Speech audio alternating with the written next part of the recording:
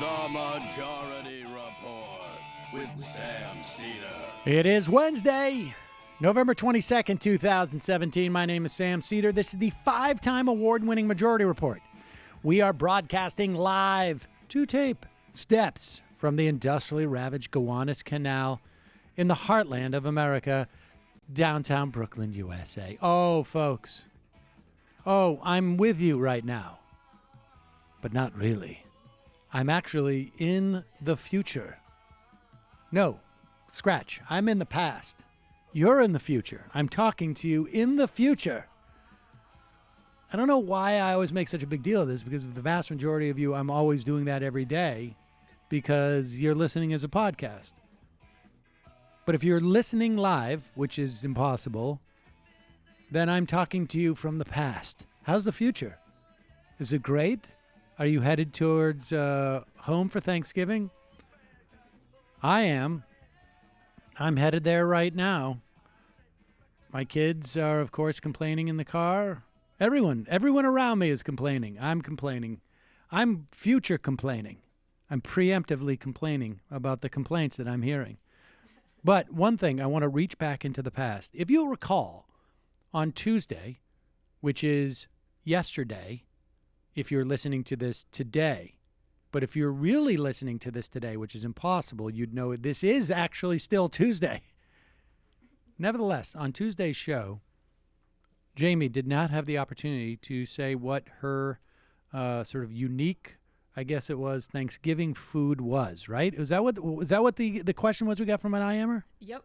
And so you've been fuming about this. I was writing down timestamps at the time. There was a lot of angst in the office after the show that Jamie did not get to say what it was. And so this is going to come as a surprise to me as well as to you. What is that food, Jamie? Well, I want to brag about it because I'm really proud of myself because everyone's always really impressed by it. Do you want a drum roll for this? No, it's okay.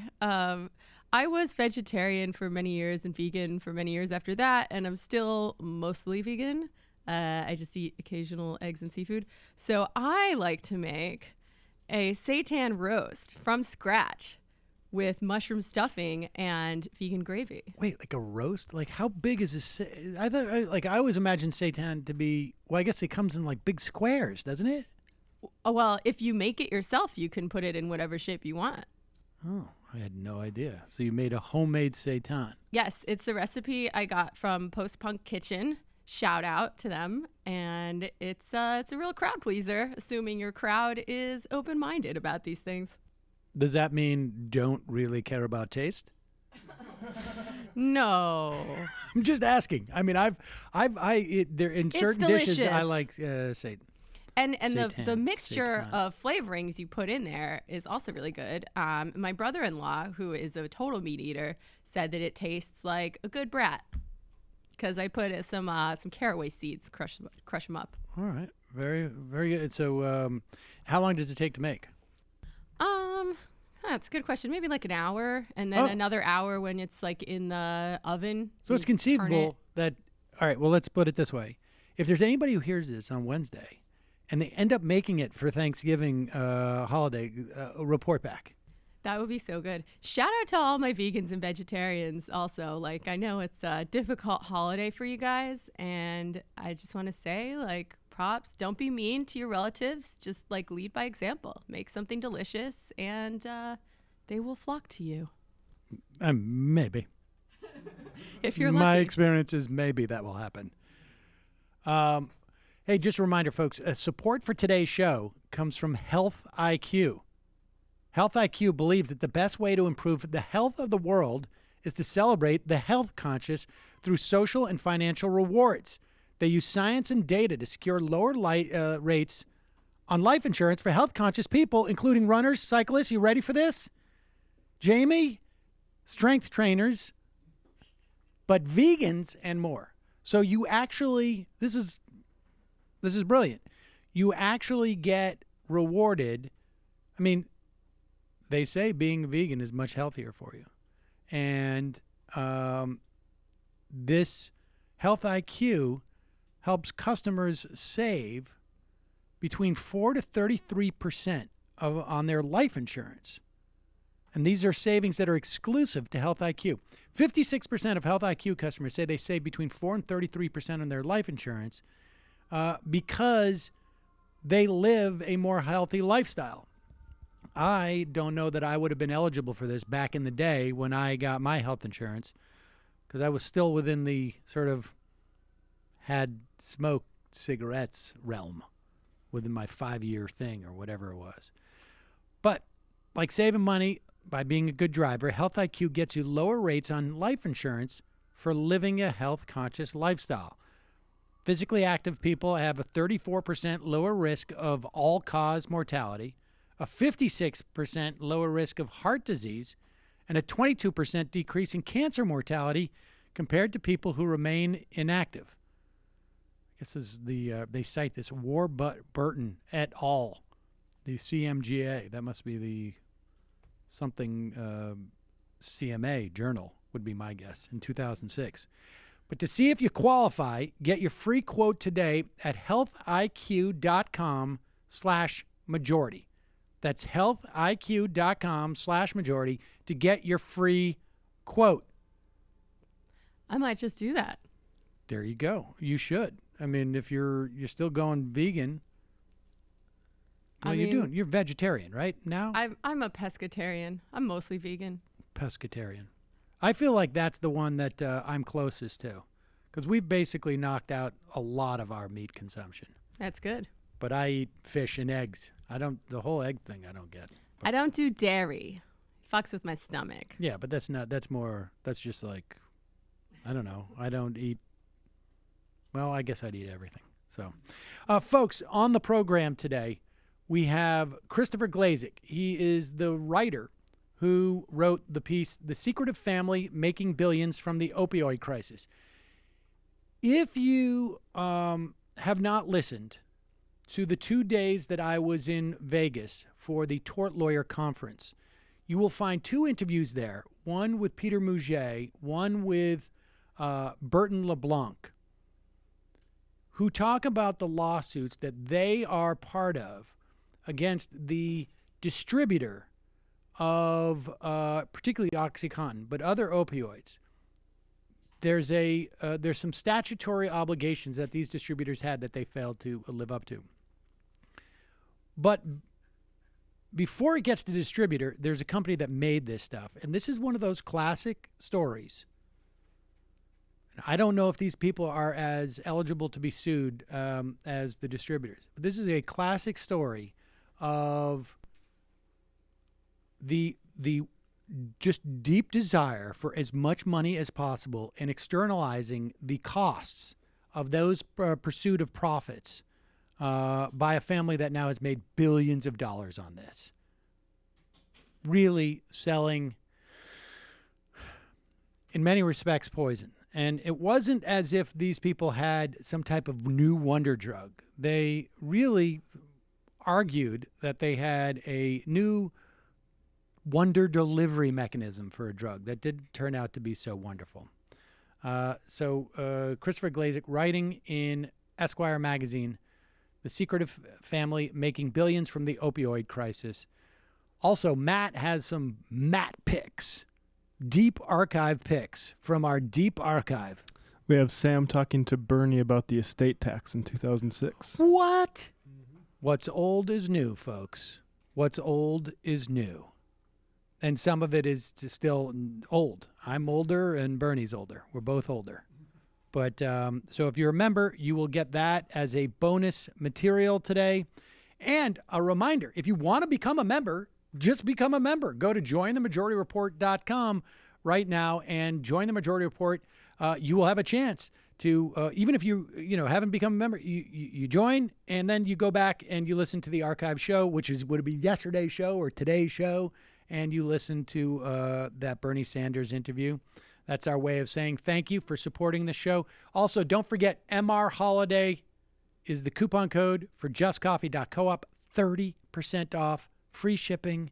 Try out all their blends. Finally try the Majority Report blend. You will not regret it. Okay, take a quick break. Then we'll be back with Chris Glazek, the Secretive family making billions from the opioid crisis. Make sure you tune in Friday, too, folks. We got William Hoagland. It's a fascinating story about the development of not just America's standing army, but really, I think one could argue this is sort of the,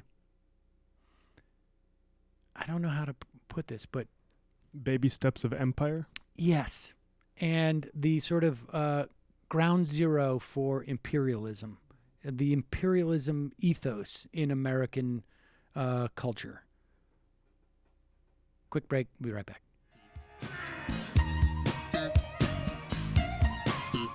We are back. Sam Seder on the Majority Report on the phone. It's a pleasure to welcome to the program Christopher Glazek. He is a contributing writer to Esquire magazine, has written in numerous publications, including The New Yorker, and has written in this month's edition of Esquire, The Secretive Family Making Billions from the Opioid Crisis. Welcome to the program, Chris.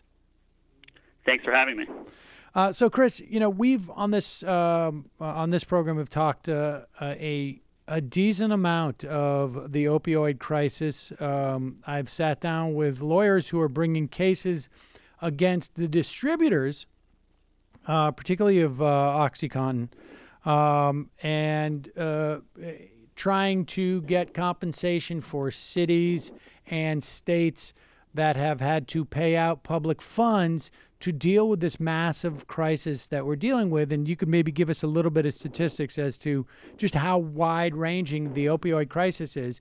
But you've done an in-depth look at the family behind the company, Purdue, that has produced OxyContin. What was it? I mean, how hard? Let's just start with this. I mean, tell us who the family was, or is, I guess. Right. So the Sackler family is a family of billionaires from New York City. The family started as three brothers who were born in Brooklyn in the 19-teens.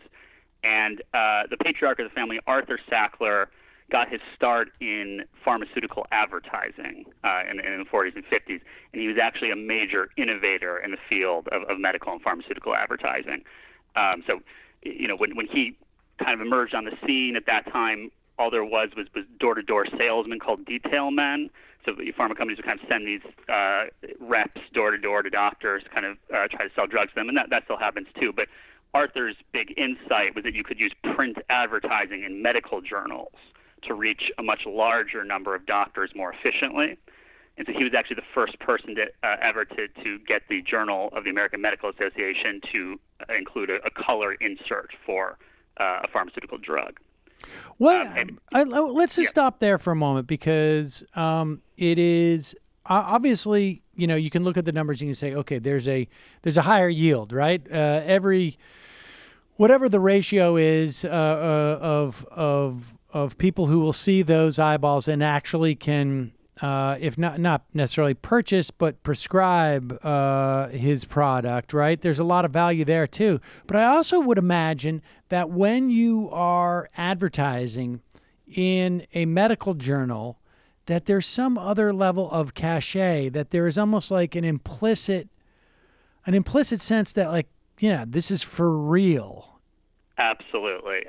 No, it's channeling the authority of the medical journal to lend it this, kind of scientific aura. And that's something that Sacklers have done again and again with tremendous success. You could call it white coat washing.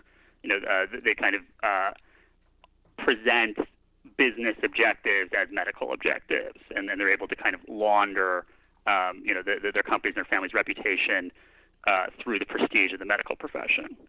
I want to continue on with you telling us more about the Sacklers, but I want to circle back at one point to there's like this whole story is basically comes down to an enormous amount of greed and just a failure of either the existence of safeguards or the failure of safeguards that are just simply not adequate enough to address and to mitigate this greed.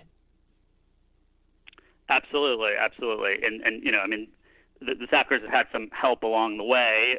Some of the biggest help they got was actually from the FDA, which made a number of mistakes in approving the original application for OxyContin. All right. Well, we'll get to the FDA in a second. So tell us more about these three brothers. One of them, Arthur, was an advertising whiz. The other two were doctors. Well, so they were all trained psychiatrists, actually. They're MDs, and they were interested in psychiatry, and actually did a bunch of research into on the human brain. And the research was actually quite promising, and they were the first, for instance, to isolate cortisol as a kind of psychoactive substance. And at the time when they were doing their research, psychiatry was totally dominated by Freudians who weren't interested in the kind of biochemical explanations. So their work was kind of considered fringe. But they were real research scientists.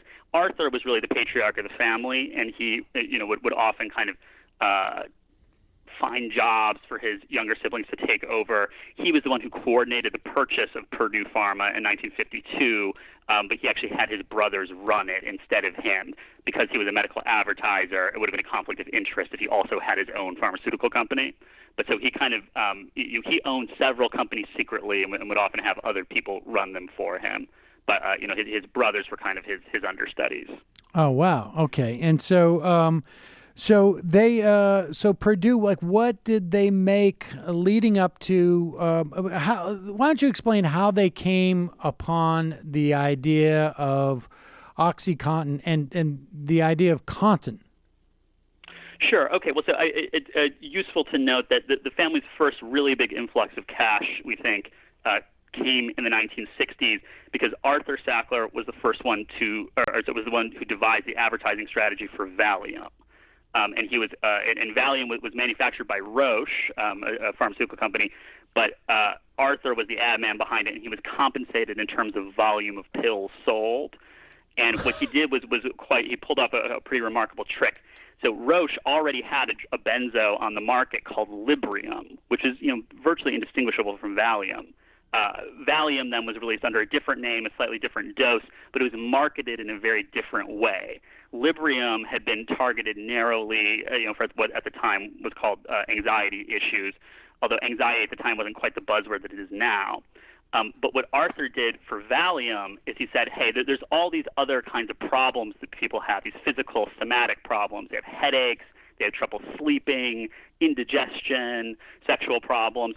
So he kind of invented this other concept called psychic tension, which they asserted was at the root of many of these physical problems. And the conclusion being that you could take a Valium pill to help with all these different kinds of physical problems you might have, because really what was causing the physical problem was psychic tension. So in this way, he made Valium the most widely prescribed drug in the United States and was the first drug ever to reach more than $100 million in sales. Now, all right, this is a moment I think where people get sort of like surprised, where you can create an affliction and remarket essentially an existing drug, and the FDA doesn't. I mean, it's all fine with the FDA. This was the early 60s, remember, so there were not the same kind of safeguards in place and not the same degree of regulation of drugs that there is now. But even today, companies are given wide latitude with a lot of this stuff, and and crucially, what the Sacklers ended up doing with OxyContin was actually extremely similar to what they had done with Valium earlier on. All right, well, tell us what kind of safeguards were available in the 60s. I mean, and then let's just compare it to where we are today to a certain extent, because, was there any restrictions on this at this time?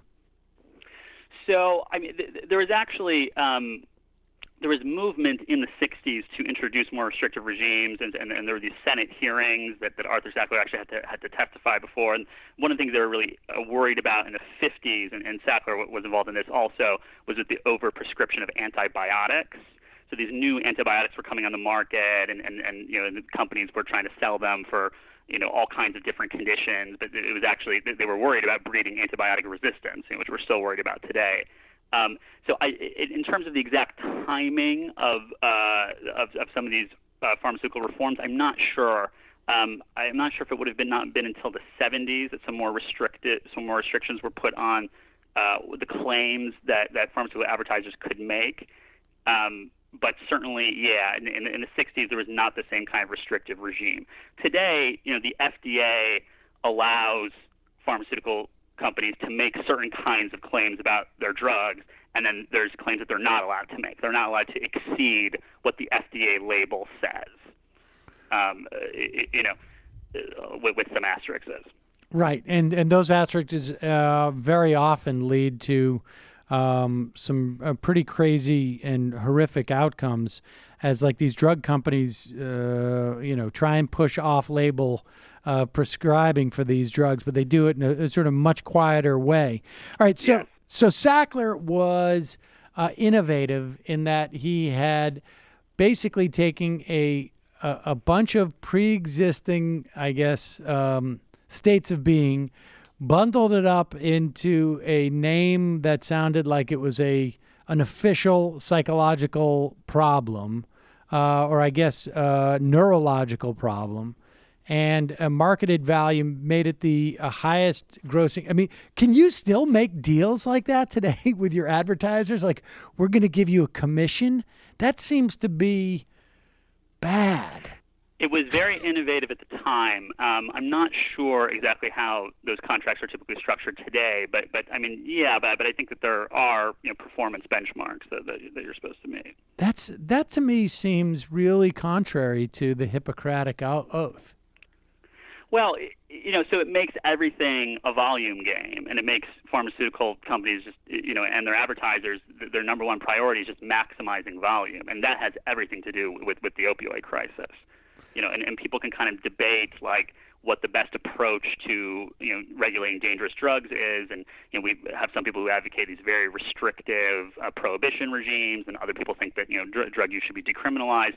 One thing that's worth looking at though is that we have had this kind of controlled experiment with relatively unfettered, profit-driven, almost free market in prescription opioids, and when you attach a huge profit motive to that, you're inevitably going to get the volume going up and up and up, and that's what's happened. All right, so Sackler is one of the first inductees into the Medical Advertising Hall of Fame. That's right. And those words also, I don't know, I find troubling, frankly. And so they're very wealthy. Prior to OxyContin, they're a very wealthy family. They own just Purdue and then another drug company in the UK, or is this all part of Purdue, or what's the relationship between those companies? Yeah, they talk about it as a family of companies, but there's related companies in the UK. Nap Pharmaceutical was their big British wing. And today, there's literally hundreds of foreign entities that are all kind of connected to the Purdue family. But they're not technically subsidiaries of Purdue, but they're all owned 100% by the Sacklers. I also appreciated... I think they're all 100%. I should say. I'm not positive they're all 100%. I appreciated the stories you told of Arthur Sackler's charitable giving to local museums in New York, because it gives a sense of just sort of, I guess, there's a certain mentality here, I think, that has to exist, right? As, if you're going to sell this stuff and have some awareness, and we'll get into, what awareness the Sacklers had, and Arthur, of course, was dead at that time. But if you're going to push volume, let's say, and sell it based upon, it's not outright fabrications, but just sort of like a very nuanced version of a fabrication, I guess. Watching what he did with his tax deductions, his charitable giving. Just tell us a couple of stories, or one that you cite in the piece from the Met. Right. So the Met was Arthur Sackler, starting in the 50s, became an art collector, and he pretty quickly amassed the world's most significant collection of ancient Chinese artifacts. And he kind of brought his acquisitive instincts to the art market and was kind of a master at acquiring new stuff and kind of cornering the market. And so museums were always really anxious to bag him as a donor, and the Met was kind of repeatedly trying to get him to donate money to the Met and to donate some of his collection. But Arthur kept imposing these really onerous terms. So the first donation he made, which was in 1963, he agreed to give, I think it was, it was $150,000 or something. At that time, that was, worth much more. But he required as a condition that the Met first sell to him a huge quantity of artifacts, but at the original 1920s prices for which they had been bought.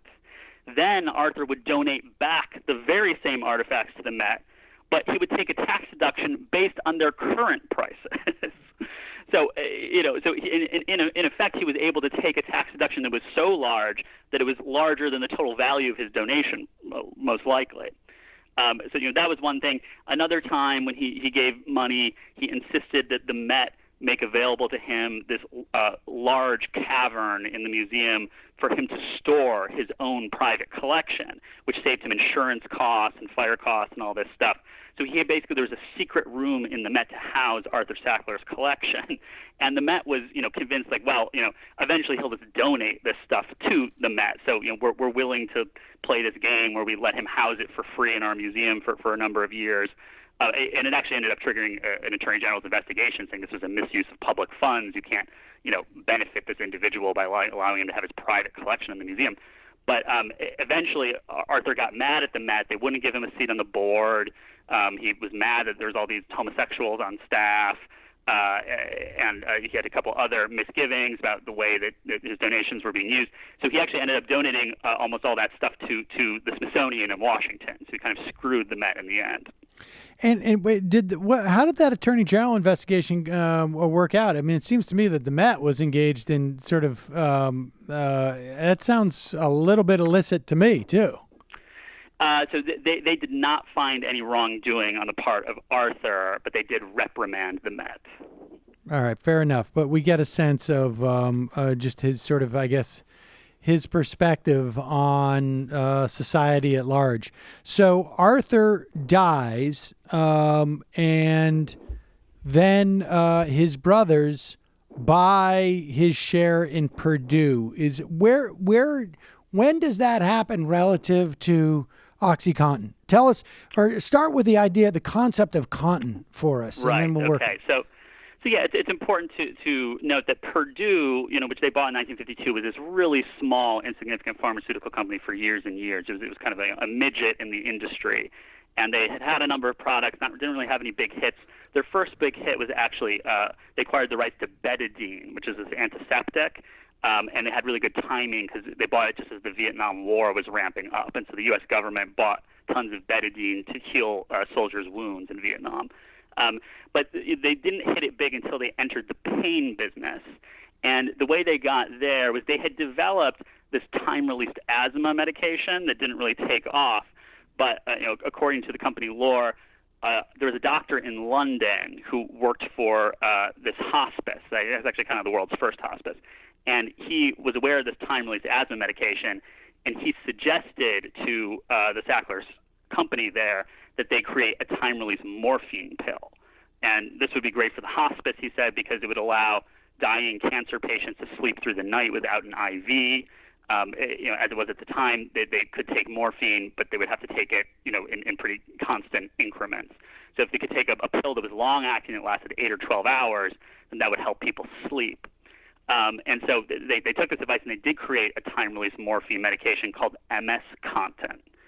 Content means continuous, and that refers to the time-release system that they developed.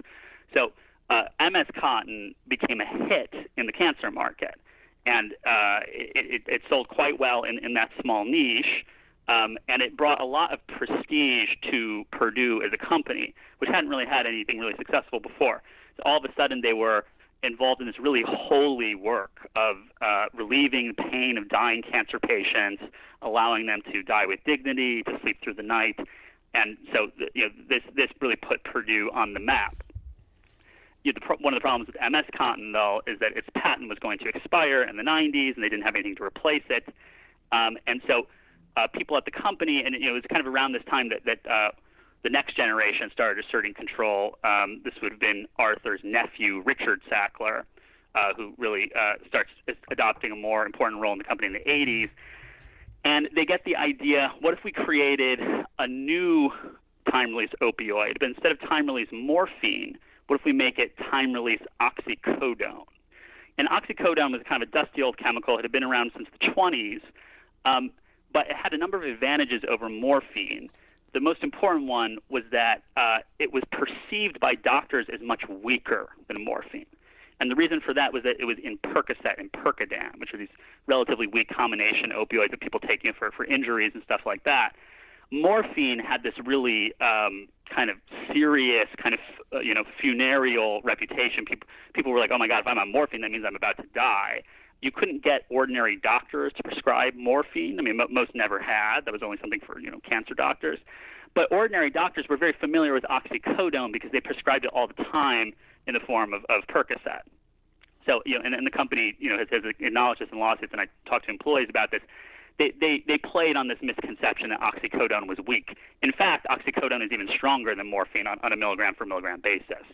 But they released OxyContin as kind of a successor product to MS Cotton, and it had immediately this kind of brand identity in doctors' minds that this was not as serious, that this was not as strong as MS Cotton, when in fact it was just as strong.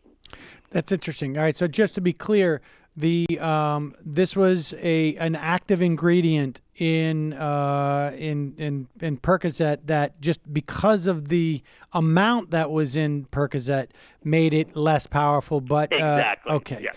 So yeah, you had a very small dose in Percocet. You like 5 milligrams usually, but with OxyContin they released pills that were 20, 30, 40, even 80 milligrams of oxycodone in a single pill. So that's like basically, that's 15 times as strong as a Percocet. Tell the story of the doctors from Sloan Kettering in 1986, because this is something that I've also heard, that to the extent that there was any data points, I guess, that the OxyContin would be less addictive than Oxy, I guess, or a similar opioid. It came from these two doctors in, I guess it's a study. Okay. So there's a couple things that happened, but so the research that happened in the 80s, and there's a couple of kind of pivotal but kind of paltry little contributions to the literature that got cited again and again and again and kind of blown out of proportion. But that was not specifically comparing oxycodone to morphine or anything like that. That was just asserting that opioids in general, were safe and effective for chronic pain. And there was kind of notoriously a letter to the editor that was written in the New England Journal of Medicine in 1980, which asserted that the risk of addiction was less than 1%, but it was based on this like really small, unrepresentative cohort. And in fact, some of them had become addicted, and it was this whole kind of messy thing. The authors of that letter to the editor ended up renouncing it later. But in the meantime, the pharmaceutical companies got a hold of that, and then there were two doctors in New York, Kathleen Foley and David Russell Portnoy, and they published another study in 1986, which similarly concluded that long-term opioids were safe and effective treatment for chronic pain. So, you have a kind of a couple things happening in succession. You have the hospice movement, which really takes off in the 70s. Then you have the palliative care movement, which is related. So you're getting doctors more and more used to prescribing powerful opioids in certain situations. But then you have these patient groups and a couple of doctors associated with them that want to push further. And they say, hey, these are so effective for palliative care. Why don't we use these strong opioids for all kinds of problems? And that's when the pharmaceutical companies really saw the opportunity, because they say, hey, this drug that we've been just targeting at the cancer market, why don't we target it at 30 million back pain patients? Why don't we target it at millions of people who have neuropathic pain? Why don't we target it at people with menstrual pain? They target it at OBGYNs or at dentists to give to people with toothaches. And that's kind of taking Arthur Sackler's original insight with Valium. You have this addictive substance. At first, it's narrowly targeted, but what if you can just take that and then market it to a huge universe of patients? Then you're really in the money. And we should say that those two doctors, their study was of 38 people, which is not exhaustive by any means. But the amazing thing is that's all it took. Like it just it seems like there was a combination of three things. One is just a basic misunderstanding of the power of this drug. Two, the scant research across the board so that you had outsized impact from what little there was. And three, ends up being also just sort of like people not knowing the difference between oxycodone and OxyContin. That's right. Yeah. You see, but what you want to look at when you look at these big social problems, we're encouraged to think of them as the result of these large impersonal forces that are really hard to understand and take place slowly over time. And that's true to some extent, but that can distract from the fact that a lot of big social problems have their root in actions taken by individuals.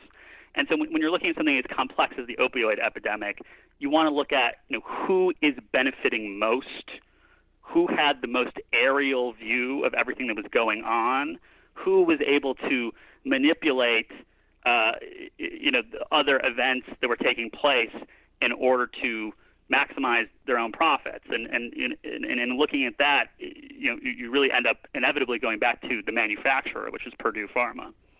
And what so they incidentally, which had much more knowledge about what was going on than the distributors did, which are kind of comparatively really bit players in this drama. Well, all right, let's talk about what they know, because my understanding of the distributors, the reason why we're going to see a lot of litigation is that they had a statutory requirement to address any large blips in the prescribing and delivery, essentially, of medications to specific areas. And so after the first year, they may not have known the details of the problems with OxyContin, but they just knew from a sheer sort of trajectory, like, hey, something's going on here.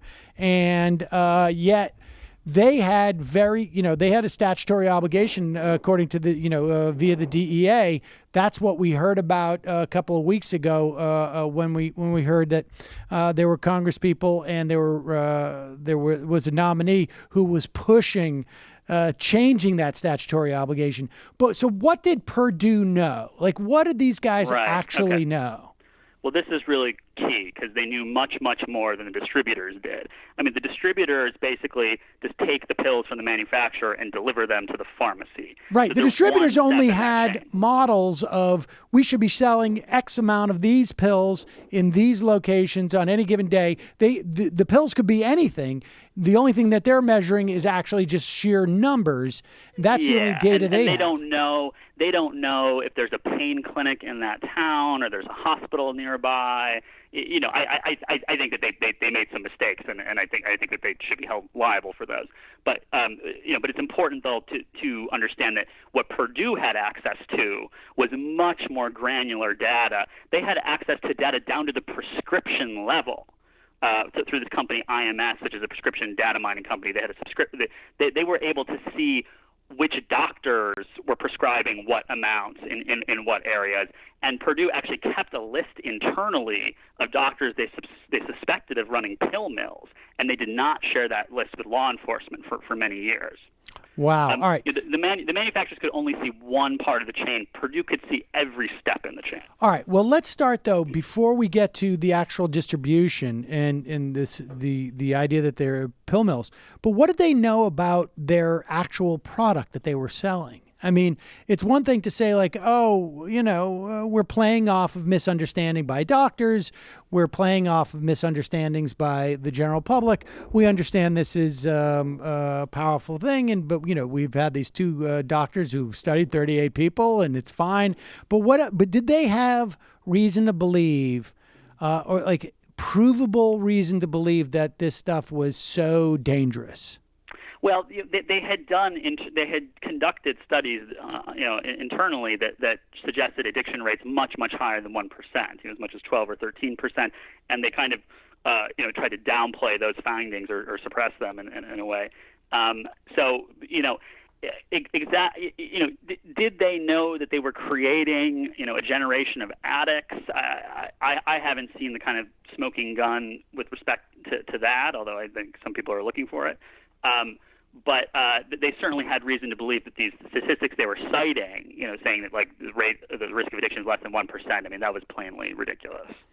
And so now let's get to that part about the. At what point did they start to? What point did they start to keep these records about these pill mills? That's incredible.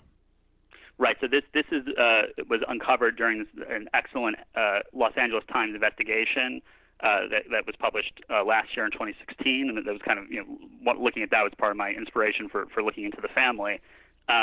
They basically had lists of doctors that were prescribing suspiciously high amounts of the maximum dosage pills, which were the 80 milligram pills, and they did not share that list with law enforcement. But basically, they discouraged sales reps from communicating with those doctors, and sales reps, I think, actually did not get a bonus for selling to those doctors because those doctors were already selling so much they didn't need any encouragement.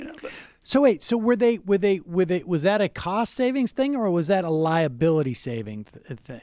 Were they basically saying we don't want to? We don't need you to push it there, and we're not going to give you. You're not going to get the sales bonus. It's unfair that you have a pill mill there. You can't do that to get your trip to the Bahamas or whatnot because Fred doesn't have one in his district. Or was it all? And sales reps would complain about that a lot, actually. So you're saying, or was it? Or was it a tacit admission that let's not be aware of what's going on in door number 3? Right. So I'm not sure that I don't know that I can answer that question because I've heard different things. The sales reps definitely are of the view that the system was designed merely to deny them bonuses. So they think that this is just an excuse for the company to stiff the sales reps, and not compensate them for for doctors who's writing a huge number of prescriptions in their district. But it also changes at different points. So in the beginning, they didn't have this system in place, and sales reps who did have pill mills in their district were getting huge bonuses, and that caused a lot of bitterness too, because not every sales rep did have a pill mill in their district. So what exactly the company's motivations were for keeping that list, I'm not sure that's been settled, and I think that's the subject of some litigation. What were the statutory requirements, and what are the statutory requirements? What are the FDA requirements of a company that A, produces drugs, and then B, it seems to me like they could say, that we just kept those documents about the pill mills for internal reasons. It's not fair to our other salespeople that, if we're selling candy, to have, one guy who has all of the elementary schools in his. What statutory obligations do they have as manufacturers of the pills? Well, this is part of the problem with the FDA process is that once the FDA approves a drug, it's generally been held that manufacturers have very little responsibility. So you can compare it to something like Takata airbags or whatever. So Takata is a Japanese company that created these faulty airbags, and it was the biggest airbag company in the world. And the patriarch of the family, Mr. Takata, he had to resign, and the company basically went bankrupt in the last couple of years because their airbags killed a couple people. Really it was like less than 20 people or something like that. But they had to give this big press conference, and the patriarch of the family had to apologize and bowed his head in silence for a couple minutes, and he kind of fell on his sword in this dramatic fashion. And when you compare the harm caused by these airbags, the harm caused by OxyContin, it's laughable. OxyContin is thousands of times as deadly. But because it's an FDA-regulated and approved drug, that has made it difficult to go after the manufacturer, and you really have to demonstrate some real deviousness in order to do that. People are asserting that now, though, and are going after them. That they were hiding information that they knew and misrepresenting, willfully misrepresenting, that type of thing. Yeah, there's many different issues that are being looked at. It should be noted, though, that so Purdue in 2007 did have to agree to plead guilty to criminal charges, and 3 of its top executives actually also had to plead guilty to criminal charges, and the company had to pay $600 million. The executives had to pay like $30-some million out of their own pockets. This was an enormous settlement at the time in 2007, and very, very rare for a company and its executives to plead guilty to criminal charges, not just civil charges. And so at the time, this was considered to be a great victory for the government.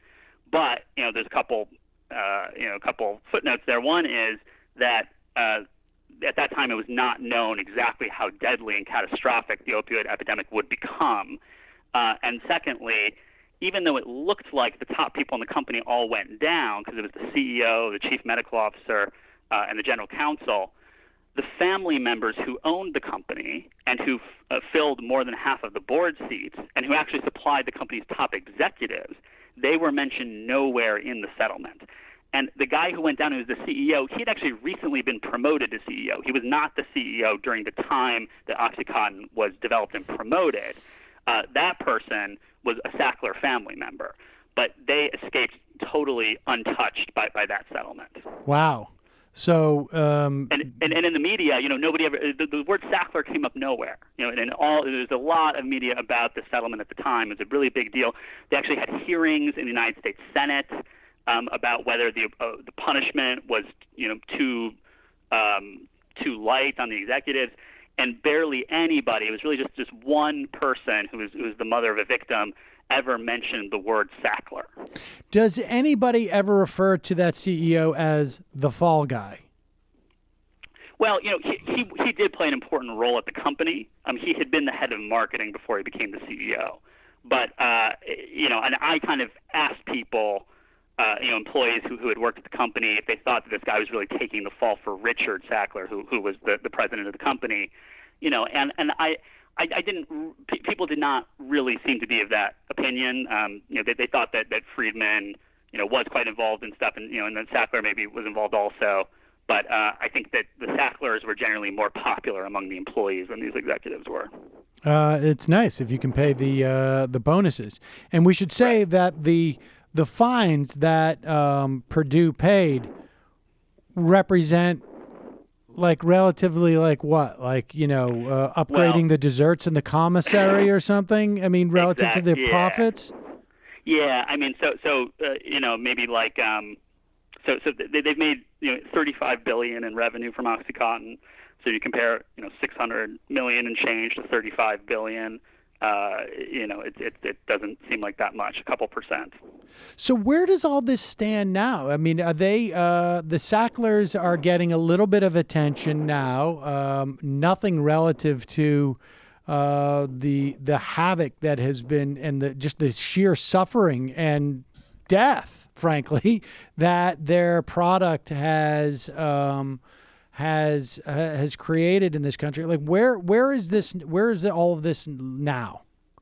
Well, their company is in really big trouble in the United States, and there have been dozens and dozens of lawsuits filed by cities, counties, states, and the trajectory of this it looks very similar right now to what happened with the tobacco litigation in the late 90s. And under that settlement, the master settlement for big tobacco, companies had to pay more than $200 billion. So it's really a massive, massive thing. So a lot of people think that this is trending in that direction, that so many lawsuits are being filed against Purdue in so many jurisdictions that they're going to have to settle. The game theory of it is such that they really cannot afford to litigate all these things individually, even if they thought they would win, which is not at all clear. So the company is in really big trouble, but the Sacklers have all these international companies also, and that's where the real growth opportunity is now. So, OxyContin is kind of, on the wane in the United States, and the CDC last year issued these very restrictive guidelines, basically suggesting that people not prescribe opioids for chronic pain at all. So the United States market is waning, but other countries have not had prescription drug epidemics yet. So other countries, the United States still consumes a hugely disproportionate share of the world's opioids. Canada does also, it should be said. But the Sacklers now, their companies are on the march in Brazil, in Colombia, in China, and that they're trying to make up for the shortfall in the American market by going abroad. And this is a strategy also quite reminiscent of what big tobacco did after the late 90s, when they were running into all this regulatory trouble in the United States. So what do you do in that case? That's when you go abroad.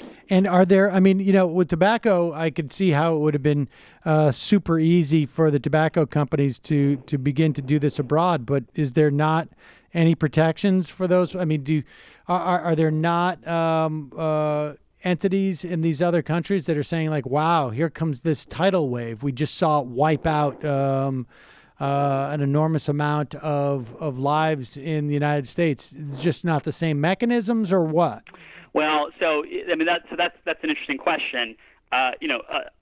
Most countries have much weaker regulatory regimes in general than the United States does, and not the same kind of restrictions on various kinds of advertising. Although pharmaceutical advertising is kind of a special case, and the United States actually has an unusually liberal pharmaceutical advertising regime. Also, most countries, have a socialized healthcare system. So if you're talking about the government, and is the government really going to pay, in Brazil or in European countries to get the whole country hooked on opioids, then that can be kind of a tall order. So the United States, is generally the most profitable market for pharmaceutical manufacturers, and there are some barriers in terms of distribution in other places. But but if you're willing to go around the system, if you want to sell pain pills outside the socialized system, in countries like Brazil and Colombia, then that presents some opportunities. Chris Glazek, the piece is The Secretive Family Making Billions from the Opioid Crisis. Thanks so much for your time today. I really appreciate it. Thank you.